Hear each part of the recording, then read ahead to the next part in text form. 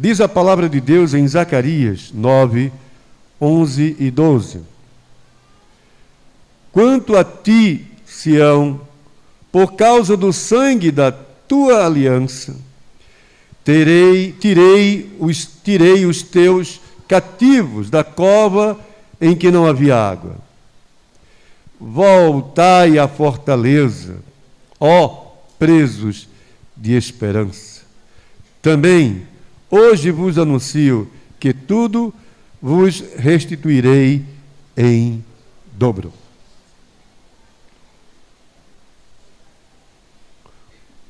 Às vezes, queridos irmãos, às vezes,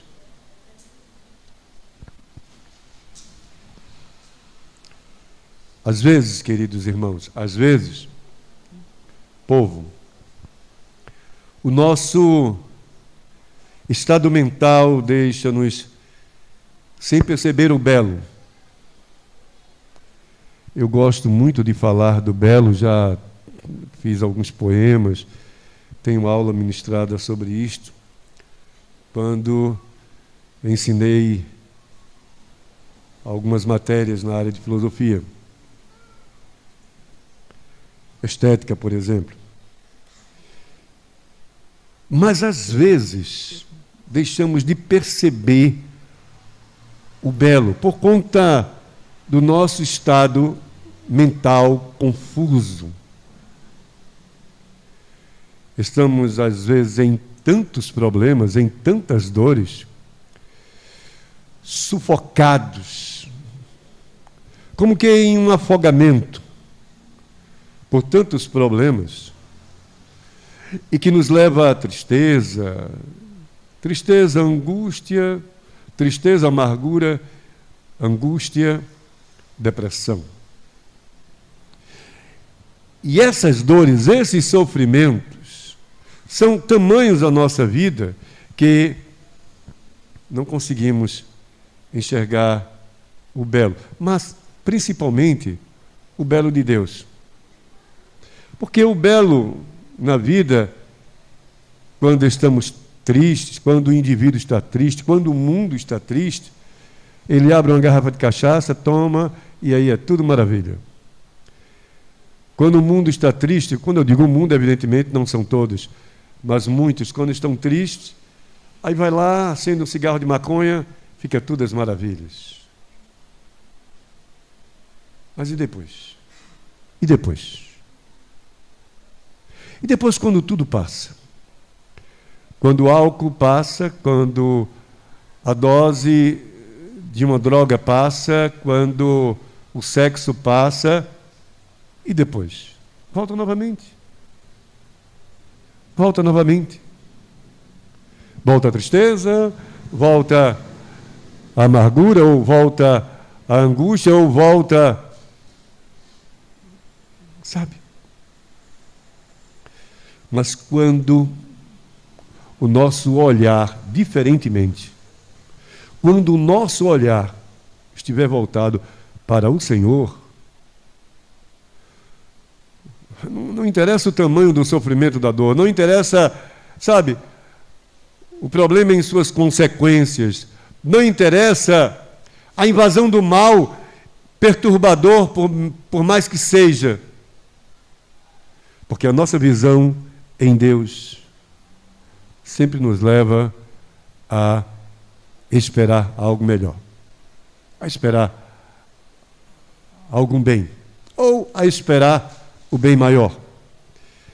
O profeta Zacarias aqui, ele está neste capítulo 9, ele chama a atenção para o futuro do reino de Deus. Sim.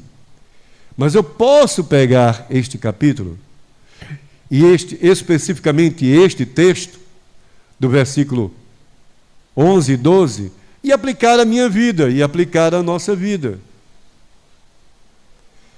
Se ele fala de um futuro, se ele apresenta uma promessa futura e que de fato é real porque acontece a vida do seu povo, então eu posso fazer isto e trazer aos nossos dias e trazer a nossa vida agora e aplicar. quando ele promete que Deus toma de volta o que lhe pertence, o seu povo, eu posso também dizer isso hoje. Deus toma de volta o que lhe pertence, você. Você. O texto é claro em falar aos cativos do Senhor e aos filhos do Senhor, mas cativos. Ao povo do Senhor, mas cativos. E que a este povo viria a libertação. O texto ele é claro também em dizer sobre o Deus que quebra as cadeias. O Deus que quebra as prisões. Este Deus que quebra as prisões, ele alimenta a esperança que há naqueles que estão presos. Naqueles que estão presos. O futuro para os que esperam em Deus, irmãos, e o texto é bem certo em dizer isto, o futuro daqueles que esperam em Deus é de liberdade, paz, suprimento e harmonia. Liberdade, paz, suprimento e harmonia. Então aprendemos com o texto que Deus olha os cativos em sua cova de sofrimento. Deus quebra as cadeias, as amarraduras dos que nele esperam libertação. Deus fortalece essa esperança, não só indicando o lugar de fortaleza, mas conduzindo, atraindo, conduzindo e colocando este povo em sua fortaleza. Em sua fortaleza. Então, aplicando, e espero que não seja esta aplicação algo grotesco, algo forçado, tá?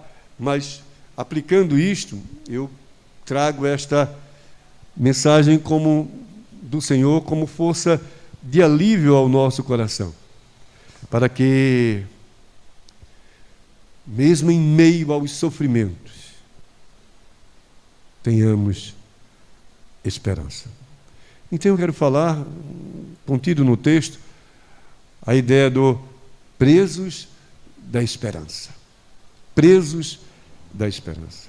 E trabalhando no texto sobre presos da esperança, eu entendo e queria que vocês entendessem comigo que é preciso valorizar a causa de Deus em seu livramento ao seu povo. Irmãos, valorize a causa de Deus. Esta é a ideia que eu quero, nesse trabalho pelo Espírito de Deus, trazer ao coração de vocês. Valorizar a causa de Deus que promove livramento ao seu povo. Esta é a causa de Deus. Porque na causa principal, primeira, na pessoa do Jesus Cristo, que foi trazer vida eterna, e olha, vale salientar, não é a igreja. Não é a igreja. E a igreja que diz que é salvadora, a igreja que diz que é caminho de, suficiente, ela é mentirosa. Não tem uma mensagem de Deus. Seja a igreja presbiteriana, seja a igreja batista, católica, ou qualquer outra igreja, se ela prega que nela e que dela e só ela, ou só por ela, a salvação, ela mente. Porque não é a igreja. Não existe igreja pedra de salvação. Existe igreja que um dia o Senhor salvou, mas que continua pecando. Pecadores remidos. Todos nós. Do pastor Ricardo ao Papa Francisco. Pecamos. E carecemos de Deus. Mas este Jesus apresentado como máxima de salvação, ele, na pessoa de Deus, promove ao homem, promove ao seu povo esperança. E aí, queridos irmãos, sendo nas condições em que apresenta o texto, podemos dizer que Deus não perde de vista os que sofrem. Já paramos para pensar nisso? Deus não perde de vista os que sofrem. Qual a tua dor? Não sei. Qual o teu sofrimento? Eu não sei. Qual a tua dificuldade? Eu não sei. Qual a tua prisão? Eu não sei. Mas Deus não perde de vista os que sofrem. Ainda que estejam em uma cova profunda, Deus não perde de vista os que sofrem. Passando por alguns pensamentos, alguns sentimentos, esses dias, uma das minhas filhas entra em contato comigo e diz assim: está tudo bem? Está precisando de ajuda? Fica tranquila. Descansa teu coração. Lógico que eu não podia entrar em detalhe, porque eu estava num trabalho pastoral, e apenas disse: olha, fica tranquila, descansa teu coração. E por que fica tranquila e descansa teu coração? Primeiro porque, quando falamos de sofrimento e de dor, nós, como povo de Deus, é lógico, sabemos a profundidade e a extensão da cova que quando nos prende. Mas é lógico que tem que saber. Se a cova, em sua extensão e profundidade, prende ao seu povo,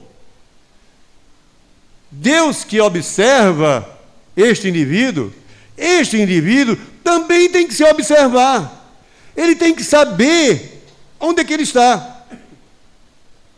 Seja o pecado, ou seja a injustiça, ou seja a perseguição, ou seja o mal entendido, ou seja a mentira, seja qual for o que te atormenta. Seja o conflito no teu trabalho, seja o conflito no teu lar, seja o que for. Seja a tentação, o ser vencido por uma tentação, seja o que for. Precisamos entender a gravidade daquilo que nos aprisiona, daquilo que nos atormenta, daquilo que nos causa medo, daquilo que nos causa sofrimento, dor, daquilo que está nos levando, nos atraindo mais e mais à angústia ou à tristeza e até à depressão, se for o caso. Precisamos entender o volume da pressão em que por qual o mundo nos pressiona. Se nós não entendermos isto, continuaremos escravos. O homem e a mulher, quando não entendem isso, e está vivendo o seu mundo da embriaguez, ele continua escravo, porque não entendeu a gravidade. O homem e a mulher, quando vive o problema da prostituição, ou do adultério para os casados, é porque ainda não entendeu, sabe, o tamanho do problema, a gravidade do seu erro, o quanto ele é escravo. O homem e a mulher que mente, que julga errado. O homem e a mulher que perde, e nunca consegue enxergar o ganho de Deus na sua vida, é escravo. É escravo. Está numa cova profunda e precisa ser liberto, ser liberta. O texto diz: cativos da cova em que não há água. Olha, Zacarias não está falando apenas preso numa cova profunda, mas presos numa cova profunda e sem nenhuma condição de vida. Preso, vivendo cativo e sem nenhum estado, ou nenhum sentimento, melhor dizendo, de estado de liberdade. O sentir, ser livre, não havia este gosto, porque ele estava preso numa cova. Era esse o estado do povo, aprisionado por causa do mundo em suas pressões. É evidente que, no caso deste, é diferente daqueles que estão aprisionados, por exemplo, pela prostituição. No caso destes, como apresenta o texto, é diferente daqueles que estão aprisionados pelo jogo, pelas jogatinas, que estão aprisionados pelo álcool, pelas drogas, pelo cigarro, que estão aprisionados pela vaidade. Estão aprisionados. Mas não deixa de ser uma prisão, e uma prisão que danifica o homem, porque tira do homem o gosto da liberdade. Eles estavam destinados, pensa bem, irmãos, destinados ao esquecimento. Preso, cativo, o homem está destinado ao esquecimento, porque se ele está preso e cativo, por isso que eu estou trazendo como aplicação, e espero que não seja grotesca essa aplicação, mas aplicando a nossa realidade de vida. Mas se o homem está aplicando a nossa realidade de vida, se o homem está preso à prostituição, mais cedo ou mais tarde, se ele tem família, ele será esquecido. Se ele está preso ao jogo, mais cedo ou mais tarde, ele será esquecido por todos, porque todos temerão colocar dinheiro em suas mãos. Se ele está preso pelo álcool, mais cedo ou mais tarde ele será esquecido, porque olharão para ele como um ébrio, desprovido de força. Se ele está preso pela violência, ele será esquecido, porque ninguém mais vai querer estar perto dele, porque ele não tem paz em seu coração. Sabe, irmãos, seja qual for a situação deste homem e desta mulher, seja qual for a situação deste homem e desta mulher, escravo, preso numa cova, é como se, de fato, estivesse sem água, esquecido, sem perspectiva. 2 Pedro 2, 26, parte B, diz assim: de quem um homem é vencido, do mesmo foi feito escravo. Se você foi feito vencido, se você está vencido pelo medo, você é escravo. Se você está vencido pelo sentimento de perca, você é escravo. Se você está sendo vencido pelo gosto da jogatina, você é escravo. O gosto da bebida, você é escravo. O gosto da prostituição, você é escravo. O gosto da mentira, você é escravo. Do gosto da injustiça, do mau juízo, você é escravo. Você é escravo. O gosto da violência, você é escravo. Da vaidade, você é escravo. Seja qual for o gosto que lhe prender nessa vida, você é escravo. Assim era o estado daqueles que estavam naquela cova. Se o seu gosto é só o dinheiro,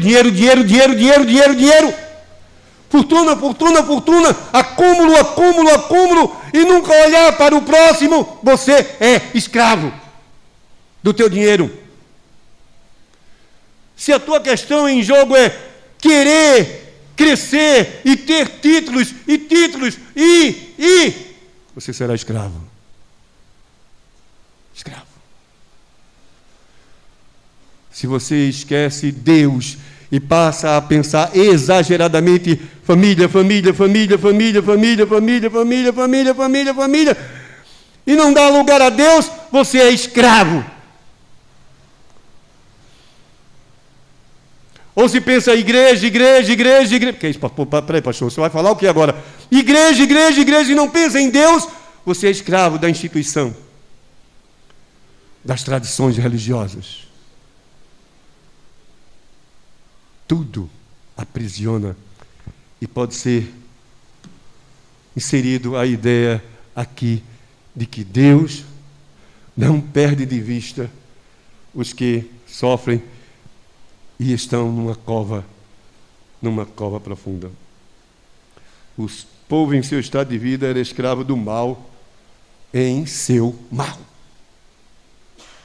Escravo do mal em seu mal. Escravo do mal em seu mal. O que vence você passa a ser o teu Senhor. O que vence você passa a te escravizar. Era esse o estado de vida do povo. Escravo. Numa cova de sofrimento, o povo vivia o desconforto por não conseguir ter o gosto da liberdade. A prisão ao escravo, irmãos, é como um laço de dor e de morte. Isso é a prisão. O prisioneiro, ele não tem vontade própria. O prisioneiro, ele só pensa, ainda que em liberdade, na sua dor, sabe, de escolhas da prisão, mas ele não tem vontade própria. Uma certa vez alguém me perguntou: o que te faz acreditar e defender esta doutrina da eleição, da predestinação? É porque o pecador não tem vontade de escolha. Não foi você que escolheu Deus. Não foi você que escolheu Deus, porque você não tem poder de vontade de escolha com respeito ao Senhor. É Deus quem escolhe, porque o prisioneiro não tem vontade de escolha. Ele é um sofrido da dor, da morte em sua cova profunda. Seja qual for o seu pecado. E se você ainda não sentir este gozo da liberdade e não começar a buscar este gozo da liberdade, entendendo a mensagem, a proposta de Deus ao coração do homem, então você continuará escravo. Vencido. E nas tuas desculpas de que não é bem assim. É bem assim, sim. Com Deus não tem negociata, não tem negociação. Ou você aceita o que Ele diz, e quando Ele diz, vou te libertar, ou você aceita, ou aceita. Assim. Mas o povo também, ou melhor, o texto também apresenta que Deus quebra as cadeias. Olha, se Deus olha este indivíduo em sua cova profunda, Ele, evidentemente, quebra essas cadeias.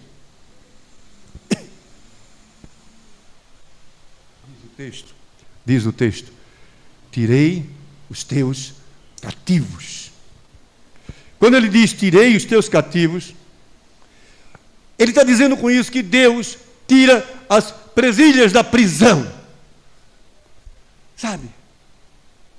Seja uns punhos, seja no teu pescoço como um cachorrinho, no meu pescoço como um cachorrinho, onde o mal diz assim, vem para cá, Ricardo.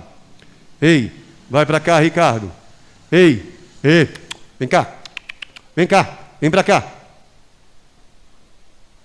Muitas vezes estamos tão presos, tão escravizados ao mal em seu domínio, que ao invés de ovelha parecemos um animal bruto, selvagem, que precisa ser aprisionado. E no seu aprisionamento ele fica ferido, porque as presilhas da prisão ferem. Ferem. Seja qual for o tipo de erro, de engano, a nossa vida. Mas Deus tira de nós, pode tirar de você essas presilhas. Deus que observa os cativos, Ele lhe acode na dor. Deus escuta as lamentações e acode o homem em sua dor. O povo que clama por liberdade, ele sim será alcançado pelas misericórdias de Deus. O homem que clama por liberdade, sim, será liberto das suas prisões.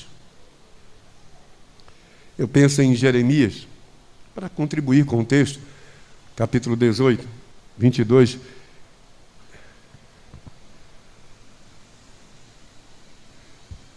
Ele diz assim, olha, abriram cova para prender-me. Abriram covas para me aprisionarem. Sabe? E aí ele clama ao Senhor, liberta-me, salva-me, acode-me. Assim como acontece com Jeremias, que pede socorro em meio à angústia da dor, também deve acontecer com o seu povo, nós, já que estamos aplicando a mensagem, o texto à nossa vida, estou aplicando diretamente à nossa vida, então também devemos clamar por socorro na nossa angústia. Seja qual for a dor, irmão, seja qual for a dor, minha irmã, a não ser que a angústia e a dor te faça bem. Ela te faz tão bem, você está tão viciado nela. Não, pastor, é porque o senhor não me conhece. Não, pastor, o senhor o senhor é fácil. Não, pastor, é porque o senhor não me entende. O meu esposo dá muito trabalho. O senhor não me entende, a minha esposa dá muito trabalho. O senhor não me entende, as minhas dívidas dão muito trabalho. O senhor não me entende. As dores da minha vida são muito intensas. O senhor não me entende. O senhor não está entendendo o quanto a minha cruz é pesada. Nem vou conseguir entender, porque eu só consigo entender a minha. Mas uma coisa eu posso te dizer: se você não dá uma respirada e começar a clamar, pedindo por socorro, mas o senhor não sabe que eu já tenho pedido, então continua pedindo. Mas é porque eu estou cansada. Não pode estar cansada, não pode estar cansado. Porque o povo não cansou de clamar. Porque o povo precisava de liberdade. O oprimido, o preso em sua cova, precisava de liberdade. 1 Samuel diz assim, Davi falando sobre o urso, o leão e o urso, lá 1 Samuel 17:37, olha, o Senhor que me livrou das garras do leão e do urso, esse Senhor me livrará das mãos deste filisteu.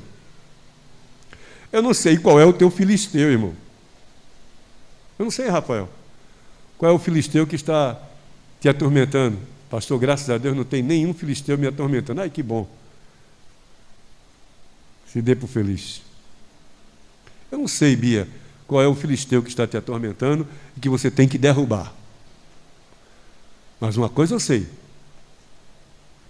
Como o Senhor te livra do leão e do urso, como fez com Davi, Ele também vai te ajudar a derrubar o filisteu.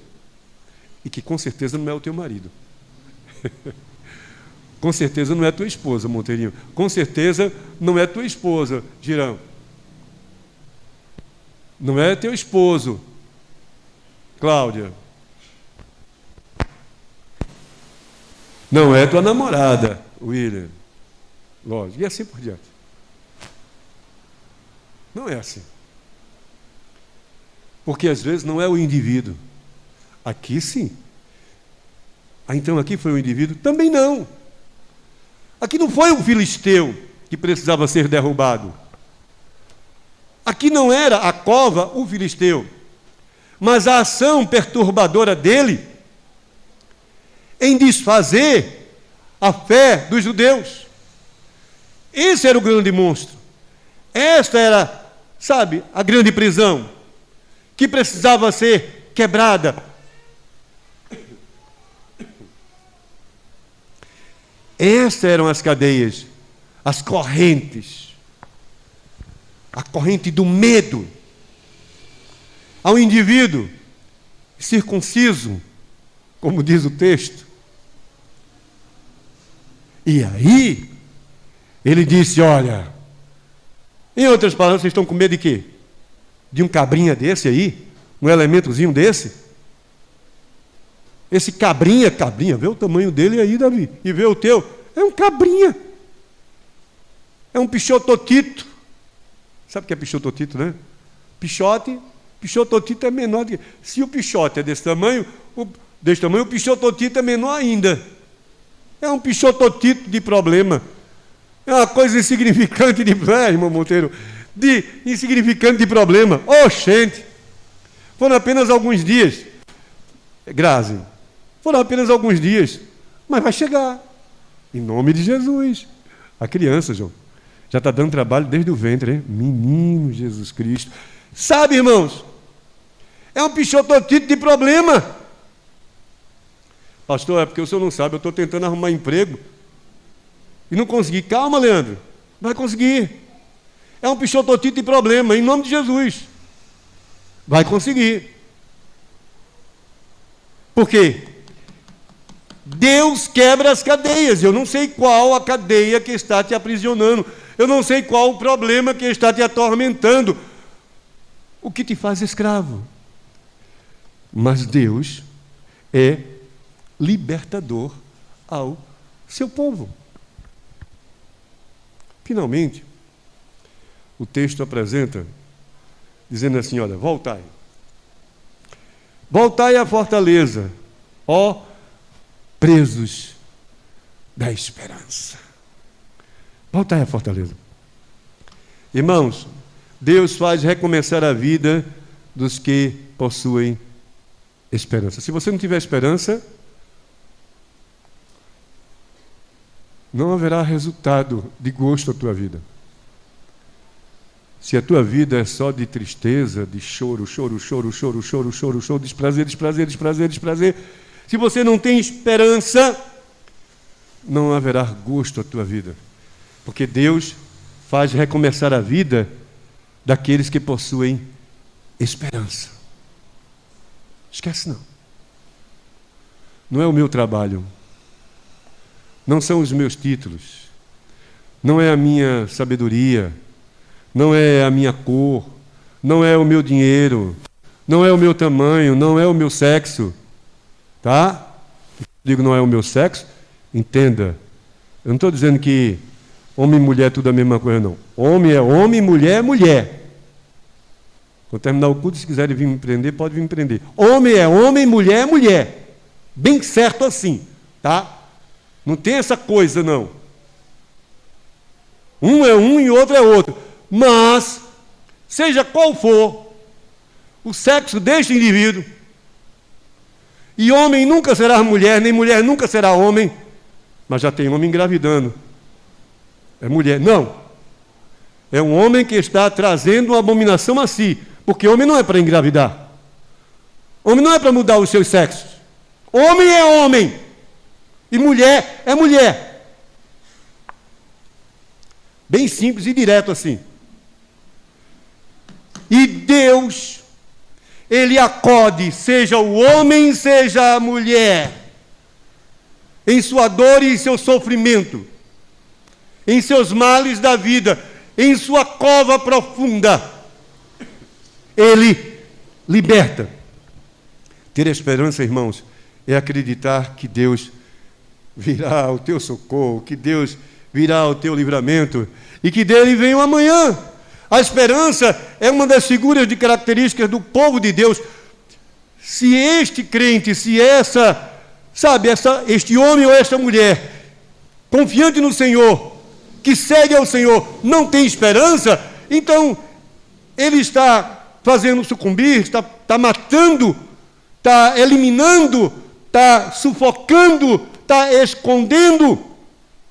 Uma das características nossas, ter esperança.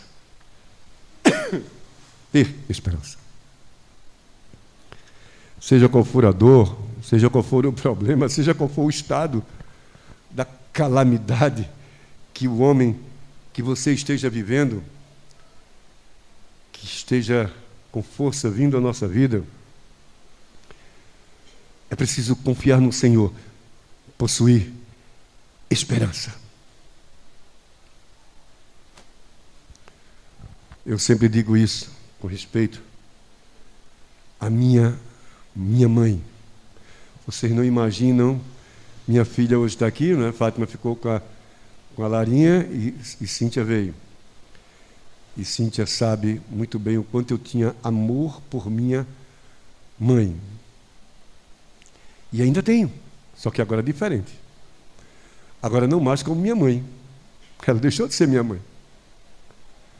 O que me fez superar a dor da perca da minha mãe? Hoje minha mãe não é mais minha mãe. Hoje minha mãe é princesa nos céus. Oh, aleluia. Hoje minha mãe, por causa da sua fé, vive ao lado do Senhor. Ela não me pertence mais. Então eu consegui rapidinho vencer, superar a dor da perca. Meu pai era meu herói. E antes da morte dele, ele se converteu. Eu tenho esperança de um dia estar com ele. Oh, coisa gostosa. Mas não mais como pai, mas como meu irmão. Como meu irmão. Já tive rendimento, irmãos, de 12 salários mínimos. Não da igreja. Nunca ganhei tanto assim da igreja. Realmente já tive bons salários, bons rendimentos, como pastor. Em igreja de suprir minha necessidade com 7 salários mínimos. Mas 12, 15 salários, como eu pegava, é porque eu ensinava na faculdade, minha esposa ensinava na faculdade, além de eu pastorear. Aliás, de passar 6 anos como pastor, uma delas, e dizer, não precisa me ajustar, não. Eu estou ganhando o suficiente na faculdade. Eu tinha garra, tinha juventude, tinha tudo. Hoje não tem mais. Hoje é só cansaço, com os 65 anos. Mas nunca tive medo do que perdi e do que tenho hoje. Nunca. Minha casinha linda em Arthur Lundra, que perdi por uma enganação de um indivíduo.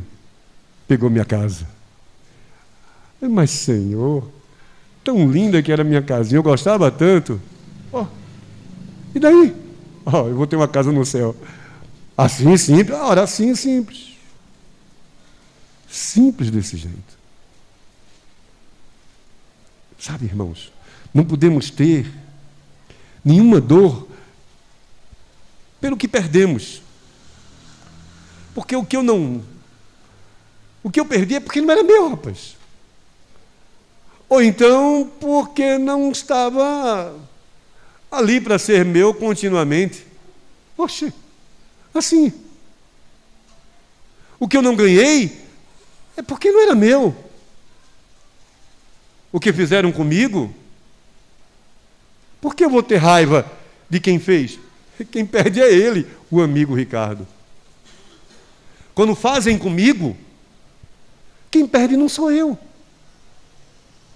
Aliás, eu dizia para Rafael, numa conversa legal, na volta do conjunto, olha, eu não sofro por quem não sofre por mim. Eu amo, ainda que alguém não mereça, mas eu amo porque a Bíblia diz que eu tenho que amar. E o amor que está em mim, eu tenho que amar. Mas sofrer pelo que não é meu, por quem não é meu, por quem não me ama, mas de jeito maneira. Amo muito minha mulher. Se um dia ela disser, Ricardo, tchau, tchau, bye, bye. Beleza. Tranquilo assim. Sabe por quê, irmãos? Porque Deus faz recomeçar. Deus faz recomeçar. Não faz, Adriana? Deus faz. Não faz, Girão? Deus faz. Não faz, Monteirinho? Deus faz. Não faz, Cid? Não precisa entrar em detalhes. Precisa entrar em detalhes? Não precisa. Mas Deus faz. Recomeçar.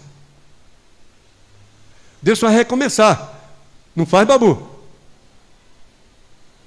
Pensar tudo diferente? Eita, vai ser dessa forma agora. Deus faz recomeçar. Mas se tivermos esperança.